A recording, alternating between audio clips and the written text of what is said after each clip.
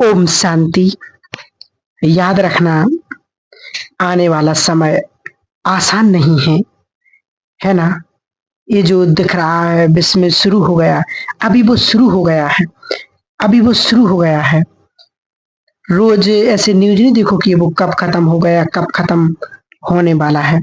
थोड़ा टाइम चलेगा, अभी थोड़ा टाइम चलेगा। अगले 10-15 साल आसान नहीं है इस सृष्टि के लिए, क्योंकि अगले 10-15 साल बहुत बड़ा पैराडाइम शिफ्ट आने वाला है। कलयुग का अति से अंत और अंत के बाद सतयुग की शुरुआत।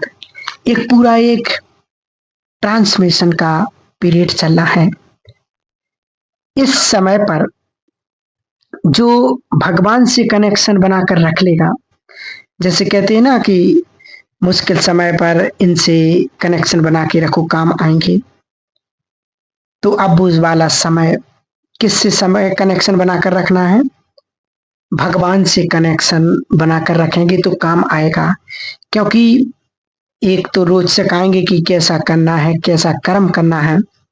दूसरा, उसको करने की शक्ति देंगे। तीसरा, बहुत इंपॉर्टेंट, कि परमात्मा से पर्सनल रिश्ता बना करके रखो। अपनी हर बात उनसे पूछो, अपना हर डिसीजन उनसे पूछ करके करो, अपना हर केस उनकर पूछ करके लो। ये वाला लें या ना लें, अब वो समय है। हम जो लॉजिकली सोच लेंगे वो नॉट सरेसरी राइट होगा। इंट्यूशन को यूज करना है, क्योंकि समय परमात्मा के डायरेक्शन को कैच करो। वो बताएंगे ये करना है, वो करना है। हमें सिर्फ बात करनी है, पूछना है, क्वेश्चन करना है। परमात्मा को इंटरेक्शन नहीं देना कि ये कर दो, ये नहीं। वो करना तो हमको है। पेरेंट्स को नहीं बोल सकते कि मेरा होमवर्क कर दो। वो जी सिर्फ ये कहेंगे कि मेरे साथ आकर के बैठो, मुझे होमवर्क करना है।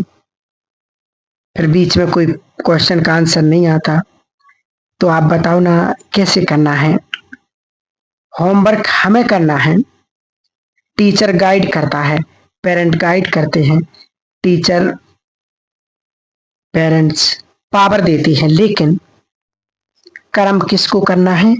मुझ आत्मा को करना है। लेकिन एक बहुत ब्यूटीफुल रिलेशनशिप है, जहां हम बात करते हैं, हमें आंसर मिलता है, और कभी कभी तो हम पूछते भी नहीं तो भी मिलता है कि ऐसे नहीं, ऐसे करना है, ये नहीं करना है, इधर नहीं जाना है, इधर जाना है। वो डायरेक्ट आता है, वो सबको मिलता है। सब जो बात करेंगे वो सबको मिलेगा, क्योंकि वो आया ही है इस कार्य के लिए। इसलिए परमात्मा को सदा साथी क्योंकि बाबा ने कहा है ऐसा समय आएगा जिस समय अति में जाएगा।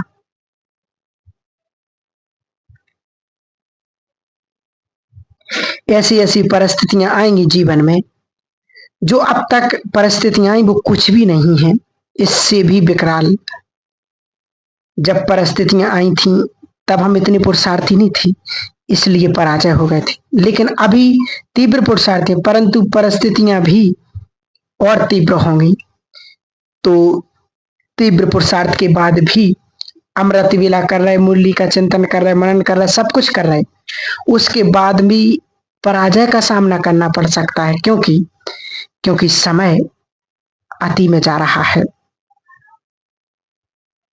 माया अति में जा रही है, और परिस्थितियां भी। इसलिए जो कुछ भी करना है वो ना, कल का बिल्कुल भी भरोसा ही नहीं है।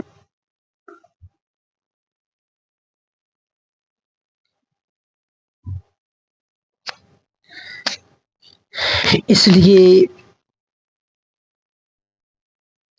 हम सब देख रहे हैं कि कलयुग बहुत तीव्र गति से बढ़ता जा रहा है, एनर्जी बहुत तीव्र गति से घटती जा रही है। अगले इन 5 साल बाद हमारा जीवन वैसा नहीं होगा जैसा आज है। ये बिल्कुल राइट है। सिंपल चीज है। क्या सड़कों पर ट्रैफिक उतना है जो 5 साल पहले का था? नहीं है ना। उसी तरह मन में भी ट्रैफिक उतना नहीं है जितना 5 साल पहले था, बहुत बढ़ चुका है। आने वाले 5 साल में क्या होगा? आने वाले 5 साल में क्या होगा? इसका मतलब आज अगर हम एक ऑप्शन नहीं चूज करते, आने वाले नेक्स्ट 5 साल 10 साल में आत्मा की बैटरी बहुत कैटेगरी कम हो जाएगी, क्योंकि कलयुगी सृष्टि बहुत फास्ट तरीके से नीचे की ओर जा रही है, बहुत फास्ट। और आने वाला समय तो और फास्ट नीचे जाएगा। इसलिए हमारी जिम्मेवारी है कि एक तरफ वाइब्रेशंस नीचे जाएंगे और दूसरी तरफ हम सब आत्मा वाइब्रेशंस को ऊपर उठाएंगे। जैसे एक तरफ मकान पुराना हो रहा, टूट रहा है, लेकिन दूसरी तरफ हम नए मकान का निर्माण भी कर रहे हैं। सुबह थी, दोपहर हुई, शाम हुई, अब रात हो गई है। 24 घंटे का साइकिल है, चलता जाता है, चलता जाता है। इसी तरह इस सृष्टि पर भी एक बहुत बड़ा साइकिल है। सृष्टि की सुबह सतयुग, सृष्टि की दोपहर त्रेता युग, सृष्टि की शाम द्वापर युग और सृष्टि की रात कलयुग। और फिर है घोर रात्रि, घोर कलयुग। क्या लगता है कौन सा युग चल रहा है? घोर कलयुग चल रहा है। दुनिया में प्रेडिक्शन कर रहे हैं कि क्या होगा आने वाले समय पर। कुछ लोग कहते प्रलय हो जाएगी, कुछ कहते ये हो जाएगा, वो हो जाएगा। परमात्मा कहते कोई प्रलय नहीं होगी, कोई सृष्टि का विनाश नहीं होने वाला है। रात के बाद विनाश नहीं होता, रात के बाद सुबह होती है। तो घोर रात्रि के बाद क्या आएगा? सुबह आएगी। तो घोर कलयुग अर्थात सतयुग की शुरुआत। ये वो वाला समय चल रहा है। रात फिनिश हो रही है और सुबह स्टार्ट हो रही है। लेकिन सतयुग मैजिक से नहीं आता। सतयुग हम सबको मिलकर के ही लाना है। अगर इसलिए बाबा ने कहा कि अब समय को रहते हुए हमें अपने समय को, अपने परिवार को बहुत एक श्रेष्ठ बुद्धि से, एक तीव्र बुद्धि से, एक परमात्मा की याद से समय को सफल करना है। इसलिए जो कुछ भी हो रहा है हमारे साथ, हमेशा सोचो कि बहुत अच्छा हो रहा है, कुछ भी गलत नहीं हो रहा है। क्योंकि जो कुछ भी हमने बोया है वो वापस लौट करके आ रहा है। टाइम वेस्ट नहीं करना कि मेरे साथ ऐसा क्यों आ रहा है, मेरे पास काली बॉल क्यों आ रही है, क्योंकि मैंने वो बॉल को भेजा है, तभी तो वो मेरे पास वापस आ रही है। इसलिए 8-10 संकल्प करें अपने जीवन में कि इनको हमें रोज दोहराना है। तो फिर देखना जीवन में परिवर्तन आना शुरू हो जाएगा, सब कुछ चेंजिंग आ जाएगी। आज से रात को सोने से पहले पहला संकल्प करना कि मैं शक्तिशाली आत्मा हूं। दूसरा संकल्प, मैं बहुत स्वस्थ और पवित्र आत्मा हूं। तो बाबा कहते कैसा कैसा समय आएगा। हमें याद है कि गुजरात में जब भूकंप हुआ था, बहुत कुछ जब खत्म हो गया था, तब जब माउंट आबू से गाड़ियां आई, कंबल कपड़े ऐसे लेकर के आए, तो कई परिवारों के लिए वो लेना बड़ा मुश्किल लग रहा था। तो उनमें से कईयों ने कहा हमने कभी हाथ ऐसे नहीं किए अपने जीवन में, हमारे हाथ तो हमेशा देने वाले थे, आज हमें लेने में बड़ा अनकंफर्टेबल हो रहा है। क्योंकि हमारा संस्कार लेने का नहीं, हमारा संस्कार क्या है? देने का है। इसी तरह से सूक्ष्म रीति से आज से लेना बंद, हमको देने वाली आत्मा बनना है। घर में हर एक को देखो, पर अपने अंदर पक्का करो कि मुझे इनसे प्यार चाहिए नहीं, मैं इनको प्यार करने वाली आत्मा हूँ।